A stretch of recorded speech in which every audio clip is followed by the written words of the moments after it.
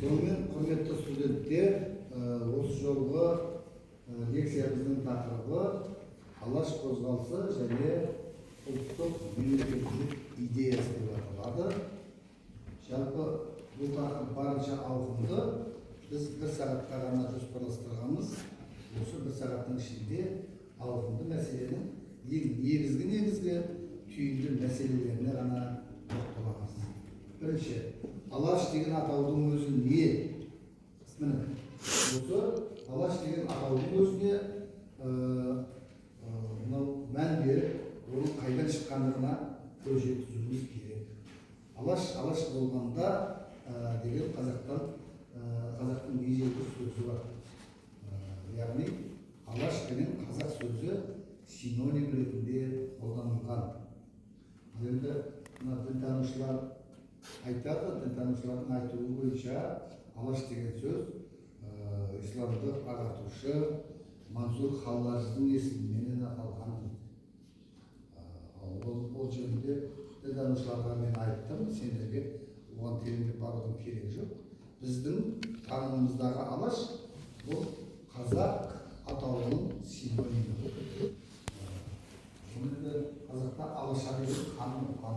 Алаша ханды қазір жошы хан деп айтып жүрген жағдайларымыз бар. Бұлардың барлығы уақыты келгенде дәлелденіп тұжырымдалатын болады. Жақсы. Енді біз өткен сабақтарымызда отарлық езгіге қарсы ұлт азаттық көтерілістер жөнінде айтқанбыз. 20 ғасырдың бас кезіне дейін ұлт азаттық көтеріліс қозғалыс бұл қарулы күрес сипатында болды. Яғни орыс отаршылығына қарудың күшіменен, соғыс тәсілдеріменен қарсылық көрсетті. Ал осы көтерілістердің барлығында да азаттық аңсаған халқымыздың қайраткерлері жеңіліс тауып жатты. Бірақ ол жеңілістер ізсіз кеткен жоқ. Әр көтерілістің өзінің жақсы жетістіктері болды. Мысалы, Сырым батыр бастаған көтерілістен кейін соның қорытындысы ретінде, нәтижесі ретінде Бөркей ордасының құрылуын айтамыз. Ал Исатай Махамбет бастаған көтерілістің жетістігі де айтуымызға болатын нәрселер ауыстырды. Сол сияқты мынау қарулы күрестің отаршылыққа қарсы ең биік шыңы деп есептелінетін Кенесары бастаған ұлт азаттық көтерілістің маңызы туралы сендер мектептің оқулығында жақсы білесіңдер. Халықаралық сипат болды. Ол қазақтың 300-дің басын құрады. Қазақ хандығының институтын қалпына келтірді. Тағысындары. Осындай тарихи маңыздары бар. Дегенменен, осы Кенесары бастаған көтеріліс жеңілді. Содан кейінгі кезде біздің дәстүрлі ақын жырауларымыз сол азаттықты аңсап, отарлыққа қарсы күресті насихаттап, біздің заманымыз не болып барады деген бағытта жырлар жазды. Мысалы, орыс отаршылығына қарсы елді келіп алғаны, билікке қолды салғаны, жайықты келіп алғаны, жағаға қолды салғаны, ойынды келіп алғаны, ойындағысы болғаны деп Мұрат көкелерін төгілді. Міне осы кезеңдегі ақындардың жырларын зар заман тұжырымы деп айтамыз. Сол зар заман тұжырымы бұл енді кезінде солай айтылып қалған, бірақ осы зар заман концепциясында ұлт азаттық күрестің жаңа кезеңі негізделді. Міне осылайша 20 ғасырдың бас кезінде қазақ зиялылары тарих сахнасына шықты. Бұрын батырлар, билер, сұлтандар қол бастаған болса, енді 20 ғасырдың бас кезінде зиялы қауым өкілдері халықтың көш басшысына айналды. Бұны қалай айтамыз? Бұл мәселеде, мысалы, 1917 жылғы қазан төңкерісіне дейін сөз бар. Осы кезеңге дейін қазақта 2 адам жоғары білімді болыпты. Халықтың 98% сауатсыз болыпты деп советтік идеологияның қазақты сауатсыз топас халық ретінде көрсетіп келген. Ал тәуелсіздіктен бері қарайғы кезеңдегі зерттеулердің нәтижесі бойынша сол 17 жылдық төңкеріске дейін қазақтан шыққан 300-ден астам адам Ресейде, Польшада, Стамбулда, Иранда жоғары білім алғандығы мәлім болып отыр. Ал халқында 98% сауатсыз дегенде орыс отаршылары нені ұғындырды? Ол тек кириллицаменен жаза алатын, оқи алатындарды ғана сауаттылардың қатарына қосты. Ал ғасырлар бойы араб әрпімен сауат ашқан, арабша жаза білген, оқи білген қазақты сауатсыздардың қатарына қосып жіберді. Бұның өзі үлкен саяси идеологиялық астары бар мәселе. Соныменен 20 ғасырдың бас кезінен бастап қазақ жерінде ұлт азаттық қозғалыстың саяси күрес кезеңі басталды. Бұл ұлт азаттық күрестің саяси күрес кезеңі дегеніміз не? Бұл енді отаршылдық езгіге қарсы қолына айбатаңдал, қылышындал, садағындал саяси тәсілдермен, яғни сайлау, құқын қалпына келтіру, халықтың саяси санасын ағарту, осылардың барлығы саяси күрестің тәсілдері болатын. Осындай қазақ жеріндегі саяси күрестің ең бір жарқын бастамасы Қарқара петициясы деген петиция. Қарқара жәрмеңкесін білесіздер ғой, иә? Бұл Қарқара жәрмеңкесінде жиналған зиялылар халыққа үндеу жасады.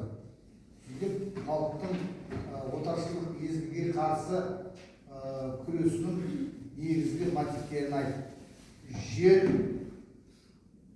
қоныстанушыларға берілмесін, тіл сақталсын, дін бұзылмасын, білім ағарту жүйесі іске ассын. Осы мәселелерді қозғап, 10 мың адам қол қойып, сол кездегі ақ патша дейін дәстүрлі түрде Николай II-ге петиция жазған. Бұрын соңды бұл болмаған жағдай. Петиция деген ол талап хат деген сөз. Міне, осылайша қазақ жерінде саяси күрес басталды. Міне осы саяси күрестің алдында тұрған ең басты мақсаттардың бірі халықтың саяси санасын ояту. Міне, осыған байланысты 1911 жылы Троицкий қаласында Қазақстан деген газет жарыққа шықты.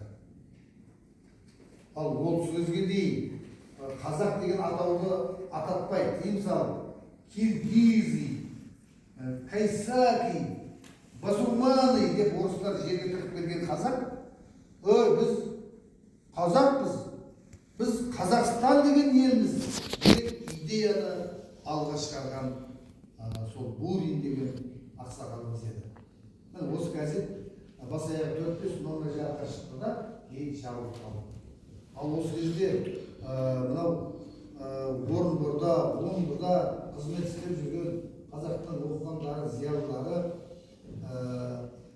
отаршылдық езгінің әсерінен қалғып, мүлгіп, өлім ұйқысына кетіп бара жатқан қазақты ояту үшін көп әрекет жасады.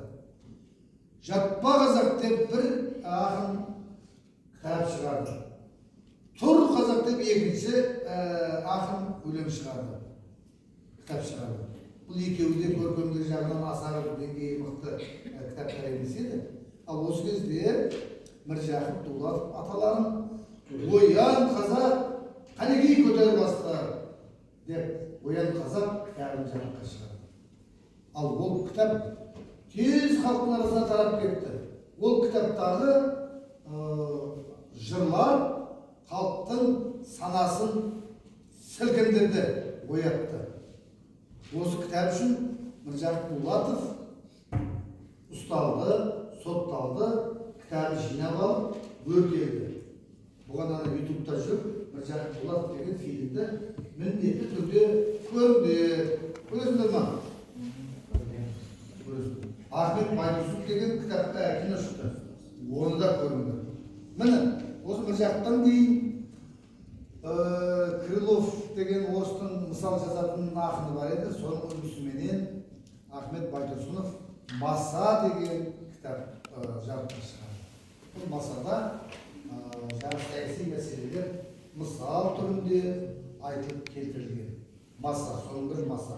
Міне, осы «Маса» кітабы біздің әдебиетші ғалымдарымыздың теңеуінен сүйеніп айтатын болсақ, ұйықтап бара жатқан қазақты ызыңдап оятты дейді. Маса сияқты ызыңдап оятты дейді. Бұл енді жалпы әңгімелер. Енді Орынбор қаласы сол кезде Орынбор генерал-губернаторлығының ортасы үлкен мәдени, саяси, ғылыми орталық болатын. Осы орталықта қызмет істейтін бір жағы Дулатов, Ахмет Байтұрсынов және Әлихан Бөкейханов «Қазақ» деген газетті жарыққа шығарды. Бұл 1913 жылдың 1 ақпаны. Ең алғашқы нөмірі осы жылы жарыққа шықты. Сөйтіп, бұл газет бүкіл қазақ жеріне тарады. Көп оқылатын болды. Неге? Өйткені бұл кітапта көтерілген идеялар халықтың көңілінен шығатын еді. Сол сияқты бұл газет қадымша араб жазуын қазақтың жаңағы өзінің төл дыбыстарына сәйкестендіріп төте жазуды құрастырған Ахмет Байтұрсынов. Бұл төте жазуменен жазылды. Төте жазуды оқу қазақ үшін қиындыққа түспейтін. Осындай екі себеппенен газет кеңінен тарады және танымал болды. Осы газеттің бетінде саяси мәселелер үнемі көтеріліп отырды. Мысалы, Әлихан Бөкейханов «Қыр баласы» деген атпен мемлекеттік дума һәм қазақтар деген сериялы мақалалар жариялады. Қазақтар және жер мәселесі деген мәселелерді жариялады. Ахмет Байтұрсыновтың, Міржақып Дулатовтың және басқа да алаштық қайраткерлердің осы халықтың мұңы мен зарын, арманы мен мұратын көркем тілменен бейнелеп жазған еңбектері халықтың көңілінен шығып. Дәл осындай газет Ташкент қаласында, Түркістан генерал-губернаторлығының орталығы Ташкент қаласында 1917 жылы бастап шықты. Көлбай Төгісов деген аталарым болған. Сол «Алаш» деген газет шығарды. Бірақ газет қаржы тапшылығына байланысты, басқа да себептерге байланысты бір 2 нөмір шыққаннан кейін тоқтап қалды. Ал одан кейін шыққан газеттің аты «Бірлік туы». «Бірлік туы» газеттің ең алғашқы редакторы өздері жақсы білетін Мұстафа Шоқай. Мұстафа Шоқайдан кейін бұл газеттің редакторы Сұлтанбек Қожанов болды. Одан кейін Хайреддин Болғанбаев болды. Осы «Бірлік туы» газеті бар жоғы 29-ақ нөмір шықты. Бұл апта сайын шығып тұрады. Ал «Қазақ» газеті аптасына 2 рет, кей кезде 3 рет шығып тұрған. Міне. Ал 1918 жылы Орынборда кеңестік билік орнады. Сол кезде Әліби Жангелдин деген аталарын танисыңдар ма? Сол Әліби Жангелдин бастаған үкімет Қазақ газетін жойды. Қазақ газетін жойып, оның орнына «Қазақ мұңы» деген газет шығарды. Бір таңғаларлық нәрсе, осы «Қазақ мұңы» газетінің редакторы, алғашқы редакторы осы Түркістаннан шыққан, бәрімізге танымал Нәзір Төреқұлов болды. 514 нөмірі жарық көрген «Қазақ» газеті жабылып тынды, «Бостандық туы» газеті жабылып тынды. Бірақ олар өзінің тарихи миссиясын атқарып кетті. Бұл миссия бүкіл халықтың